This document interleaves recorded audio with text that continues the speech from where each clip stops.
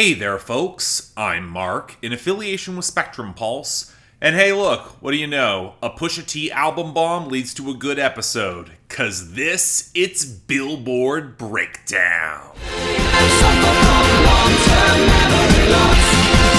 I don't remember. And yet somehow there was a part of me that thought this would be a little bit easier to handle. But it turns out it's not just a case of the Pusha T album bomb coming in a little bit smaller than I had hoped, but also a swath of other stuff happening while chunks of the Hot 100 remain stagnant. Also, while I'd like to hope that I'm in the home stretch of YouTube fixing this goddamn copyright bug, I'm still not completely satisfied with all the answers they've given me at this time. Thus, I'm going to be a little bit more careful with how much copyrighted content I show for yet another week. Man, I hope this resolves itself sooner rather than later. I'd really have to see. Pray that YouTube figures us out. And yet I can say all this while the top 10 is utterly uninteresting, with As It Was by Harry Styles squatting at the number 1.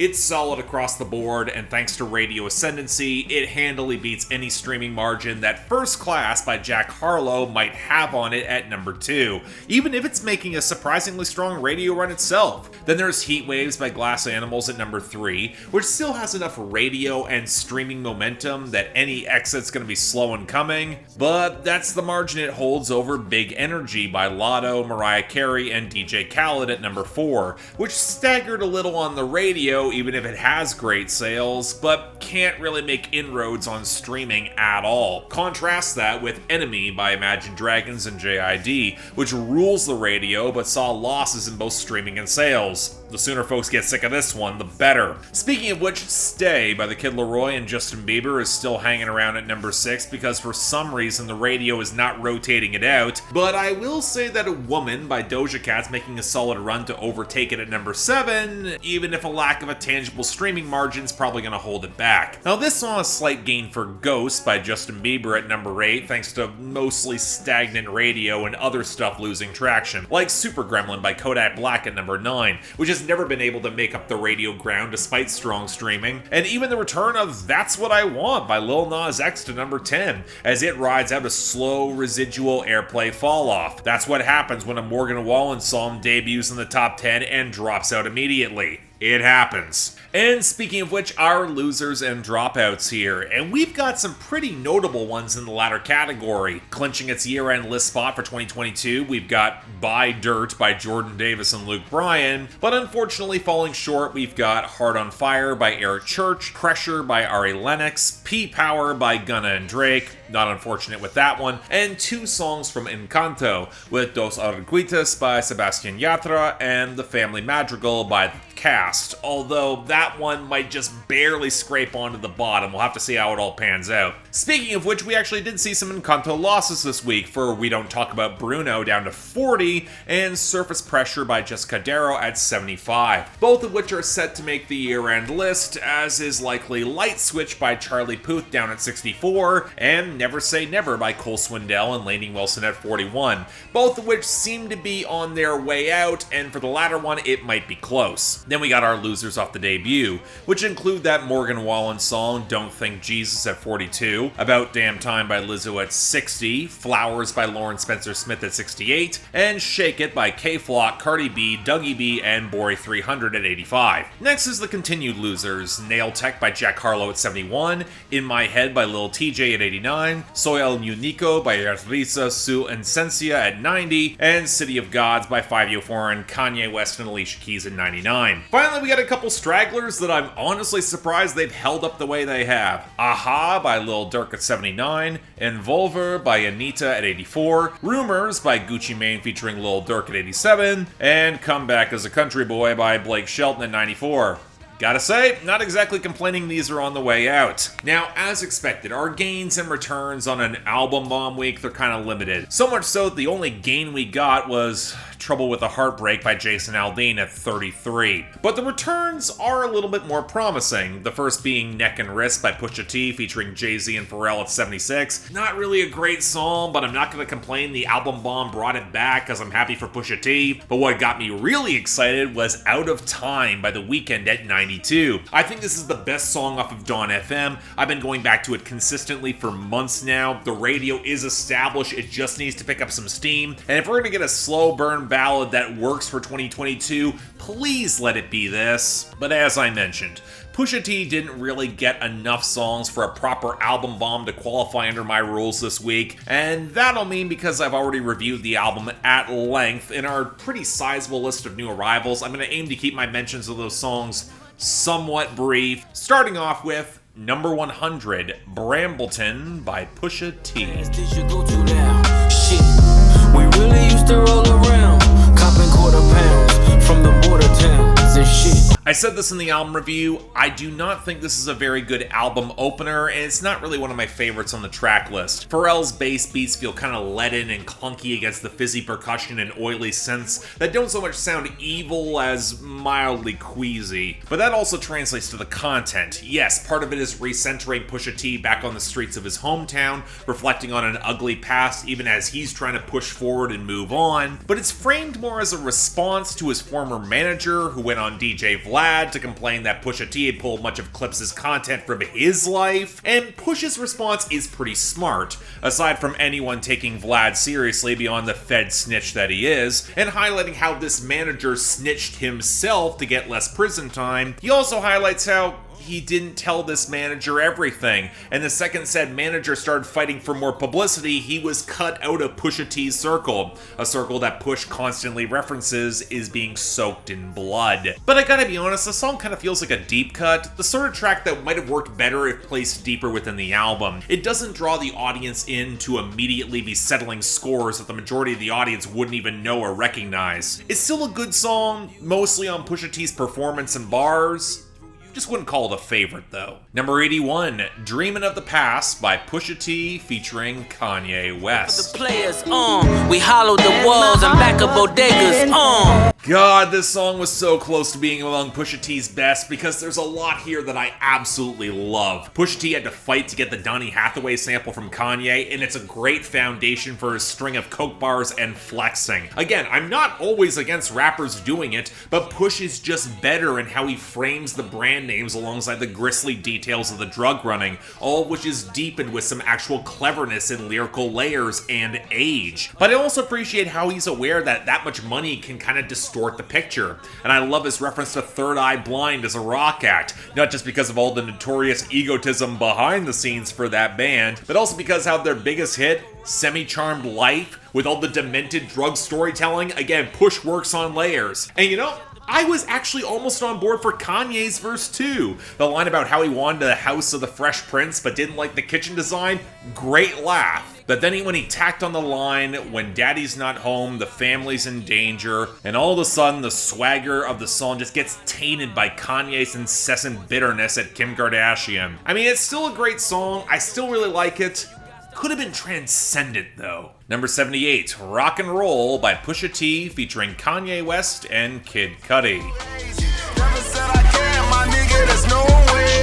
Every time we wild, that's rock and roll, baby. And speaking of Kanye, the reason this one got so much attention is because since the falling out with Kid Cudi, it's likely the last song between the two of them on which they will collaborate, at least for a couple of years. Now, I wasn't really focused on the hook from Cudi, mostly because it was layered with so much distortion alongside that chipmunk vocal sample of Beyonce, but more because Pusha T is considerably more interesting, setting up his family legacy and the veneer of corrupted legitimacy he's achieved by selling the dope on all the stages, taking risks that so many in the competition will not with the grisly detail of his content. But then Kanye shows up again with an even worse verse, predominantly spiteful and targeting Kim Kardashian, but now with a lot of the holier-than-thou, father knows best nonsense that I hated on Donda. A moralism that feels so cheap alongside something that's more burnished, honest, and earned coming from Pusha T. Again, this isn't really one of my favorites either. Really just Dreamin' of the Past is among the best of the Pusha T songs that charted this week. But you know what? Pusha T is good enough of a rapper to keep this in quality, so yeah, it's good. I'll keep it. Number 61, Tomorrow Me by Luke Combs. 'Cause I gotta live with tomorrow me. So apparently Luke Combs has a new album coming, seems a bit overdue, but between the re-release a year or so back and a steady string of singles, he hasn't exactly been off the charts or out of the spotlight, and considering the welcome success of doing this, I was curious where he would take this song. And, you know what, I mean, it's good to hear that Luke Combs is sticking with the neo-traditional tones that he was heading towards over the past couple of singles, with all the warm acoustic twang coming off the pedal steel, and he's really capable of selling this hookup with an X that really should not happen, especially as he's got to live with the consequences that would come afterwards. But it's the sort of track that feels a little bit bare bones in the writing, that he could have done a little bit more to paint the scene more effectively, add a little bit more dimensionality. Again, it's a good song, I do not dislike this by any means, but I'm not sure it's all that special or something that Luke Combs could really push over the top. Really good track, don't mind hearing it, not great though. Number 59, Scrape It Off by Pusha T featuring Lil Uzi Vert and Don Toliver.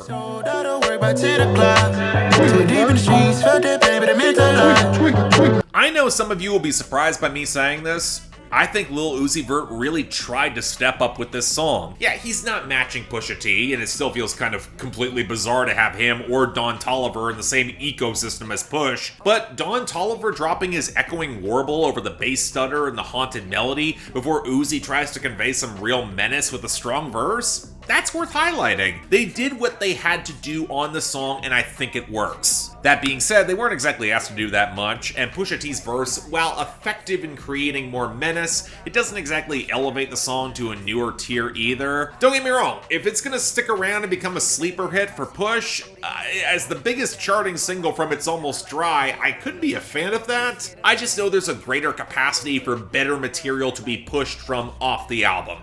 That's all. Number 57, Hold That Heat by Southside, Travis Scott, and Future.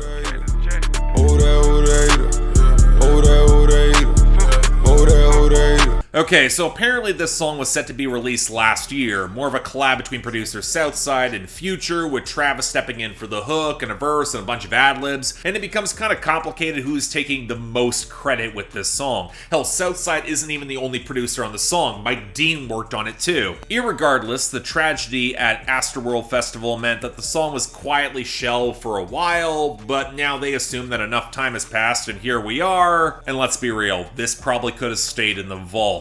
The stock air horns behind the hazy trap beat and very limited melody, Travis Scott sounding utterly uninterested on the hook, it's not as much of a banger as people think it is. And now we run into the situation where a lot of references are just out of date. Future drops out the beat to diss Lori Harvey and her father Steve Harvey at the end of his verse. But why are you still pushing this diss years after you broke up with Lori Harvey? And why is Travis referencing going to Brooklyn to meet with 13, talking about James Harden, who was traded to Philly this year? The rest of the song is bargain barrel flexing that's just not interesting, where it sounds like the formula has been regurgitated from the both of them time and time again, and when Future's got an album that's likely waiting in the wings, I'm sorry, not interested in this. Number 55, Something in the Ocean by Zach Bryan? Tells me you're never coming home.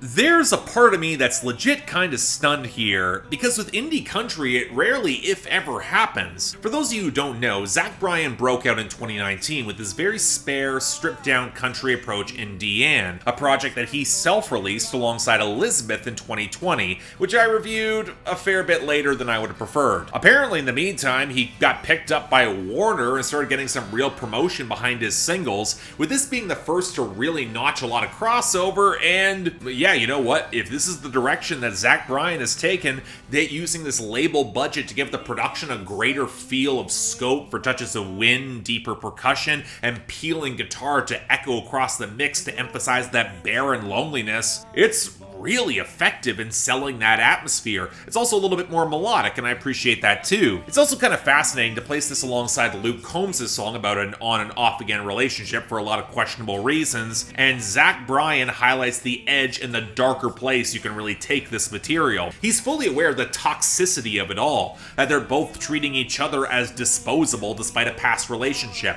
and the orange in question can symbolize her retreating taillights, a distant fire, or the clarity and truth that comes with dawn, where half of his longing comes from unfinished business, and half comes from this longing that still might remain. It's a song that uses a lot of negative space in every sense of the word really effectively, and with Zach Bryan's vocal timbre reminding me more than ever of Jason Isbell, it highlights the sort of songwriting that you just so rarely see chart on the Hot 100. So yeah, legit excellent stuff. I have no idea if it's going to stick around, but wow, it works. And I'm kind of looking forward to covering that next album in May.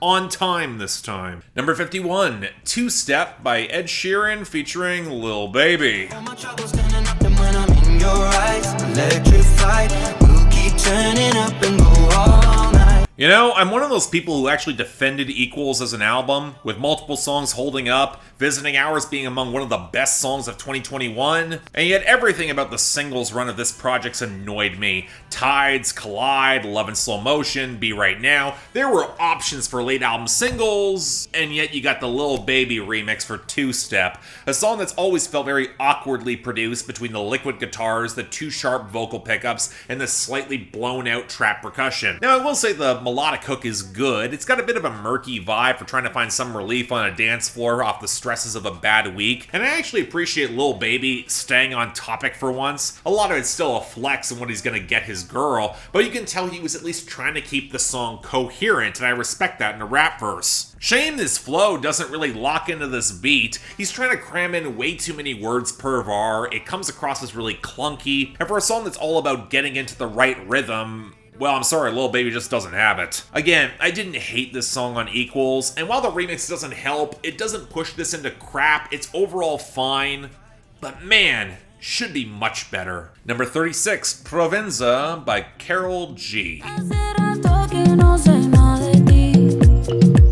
You know, I really wish that I could look to a high-placing debut from a reggaeton act and not immediately think we're going to get the exact same groove and the exact same structure and similar topics to what we always do. Sadly, it's a formula kind of endemic to the Hot 100, and it's not the only genre that runs into this sort of tedious territory. Look at trap, look at boyfriend country. But already, Karol G's got a new song here.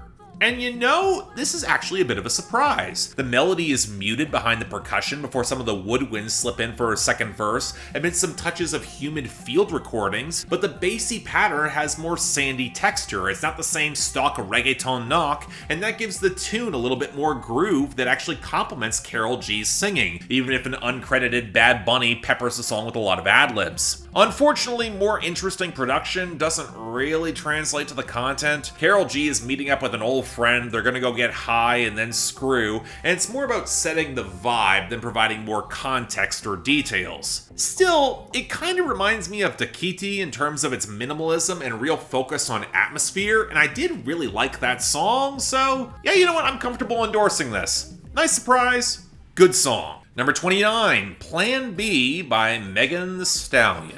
Cause I ain't playing to be stuck with your damn. I see you still kicking with them op bitches. I'm the only reason that your goofy ass got bitches. I really wish the timing didn't feel so fortuitous for Megan Thee Stallion to drop a song with this title, especially in the United States right now, where if you think questions about the accessibility or affordability of oral birth control will not be placed on the docket going forward, you're going to be in for a very rude awakening, especially when the morally bankrupt religious right works to make this a very national issue.